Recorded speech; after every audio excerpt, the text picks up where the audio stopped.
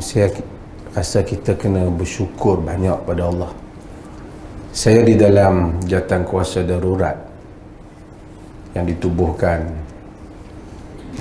untuk sebagai menasihati yang di-Pertua Agong untuk menyambung ataupun menamatkan darurat setiap bulan mesyuarat sekali. Bila mesyuarat, kawan-kawan tu selalu tanya, Perlis buat macam mana? Pada hari ni kita ada satu kes kematian. Perlis buat macam mana? Kita tanya lah Perlis. Saya rasa tidak ada siapa pun yang dapat menjawab macam mana kita terpelihara banyak daripada serangan COVID ini di masa ini. Saya rasa kalau kita tanya KKM pun, dia pun tak tahu jawab. Lebih kurang juga orang kita pergi bersama Ramadan jalan lebih kurang juga. Tapi hanya jawapannya ialah kerana Allah Subhanahu Wa Taala selamatkan kita sebagai satu ujian bagi kita. Dia selamat kita mungkin berkat doa tuanku kita, berkat doa tuan-tuan, berkat doa orang lain. Bila kita selamat daripada keadaan yang bukanlah selamat 100%, tapi maksudnya kita lebih selesa, apa yang kita dapat? Nikmat yang terbesar yang kita dapat, yang kita tak dapat pada tahun lepas ialah kita dapat mengimarahkan masjid. Ramai orang kadang-kadang dia lupa tu, dia terlega tahun ni dapat pergi bazar Ramadan. Dia tak ingat yang sebenarnya tujuan terbesar ialah memakmurkan ataupun menghidupkan Ramadan ini. Saya rasa salah satu nikmat hidup di Perlis ni ialah pada 10 malam yang akhir masjid-masjid ini hidup.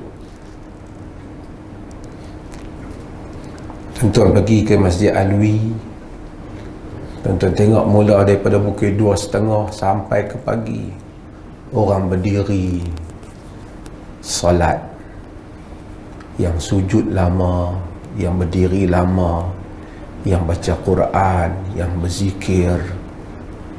Tuan-tuan pergi ke Masjid Neri juga ada program iktikaf, dan masjid-masjid yang lain. Kita masuk ke dataran masjid itu, kita merasai ialah ia merupakan taman-taman cinta. Kerana ibadat itu dia dibina di atas cinta dan rendah diri kepada Tuhan. Apabila nilai itu tidak ada, maka sebahagian orang rasa berat ibadat itu.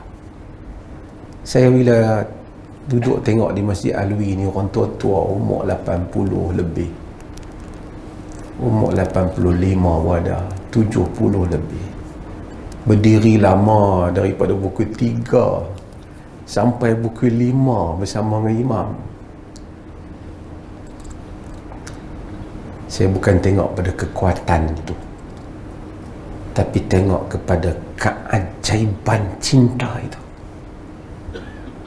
Sebab itu ibadah itu tidak dinikmati oleh manusia, melainkan manusia mencapai makna al-hubb wal khudu', cinta dan rendah diri pada Tuhan.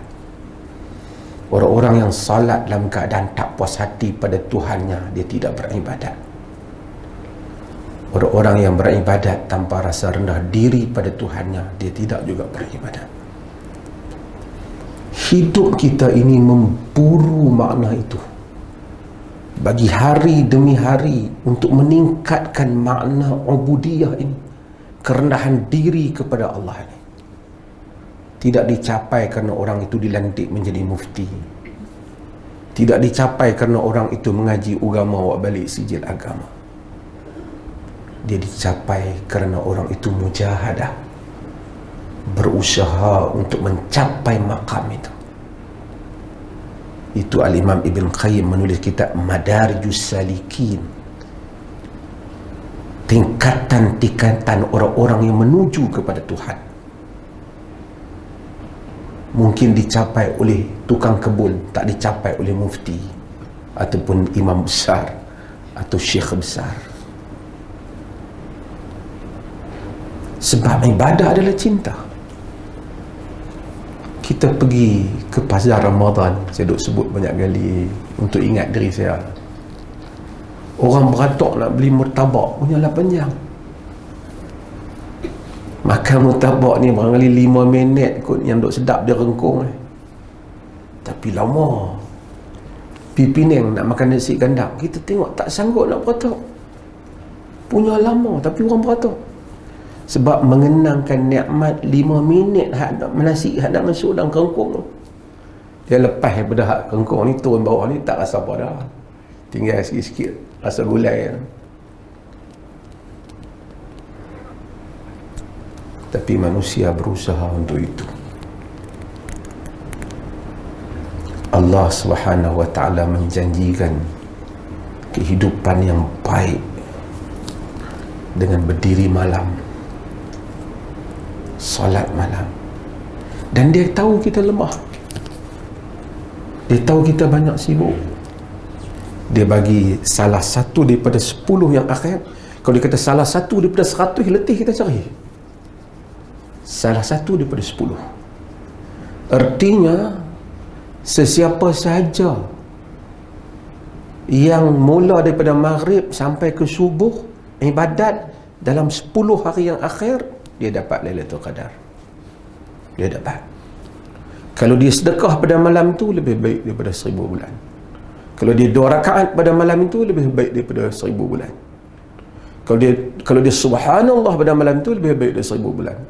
Kalau dia kata astaghfirullahalazim malam tu, lebih baik daripada 1000 bulan.